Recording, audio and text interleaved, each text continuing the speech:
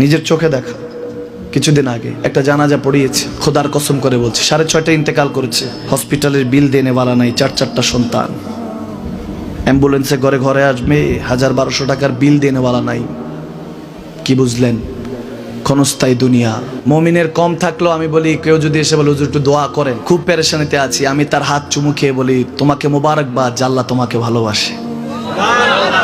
পেরেশানি তো মালিক দেয়, এই জন্য এটা রহমত মুমিনের জন্য। পেরেশানি দেয় যখন ফেরেশতারা বলে আল্লাহ চাইতেছে চাইতেছে, টাকা পয়সা চাইতেছে, বলে এটা কি? বলে ফাসেক, দে বিদায় কর, বিদায় কর। তার চাওয়া আছে, বিরক্ত লাগে, বিদায় কর, কি লাগে দে। আল্লাহ 10 কোটি দিয়েছে, 100 কোটি দে, বিদায় কর। মুমিন যখন চাইতে থাকে আল্লাহ আমাকে কিছু লাগবে, যখন একটু করে চায় আমার মাটাকে সুস্থ করে দাও, বাবাটাকে আল্লাহ আমার স্ত্রীকে, আমার আমাকে একটু তৌফিক দাও, চাইতে থাকে মুমিন। আল্লাহ বলে যখন ফেরেশতারা দেখে মুমিন চাচ্ছে, দেরি করতে পারে না, তাড়াতাড়ি খাজানা নিয়ে দিতে নেবে, আল্লাহ বলে রাখোস না, এত তাড়াহুড়া কিসের? তার চাওয়ার মধ্যে তো প্রেম আছে, একটু চাইতে দেস না।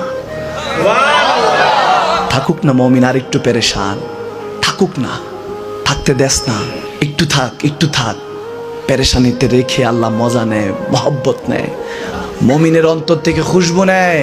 আল্লাহর বড় মায়া, মুমিন যখন চায় আল্লাহ তখন মায়ার নজর নিয়ে তাকায়, হায় হায় আমার বান্দা, সুবহানাল্লাহ।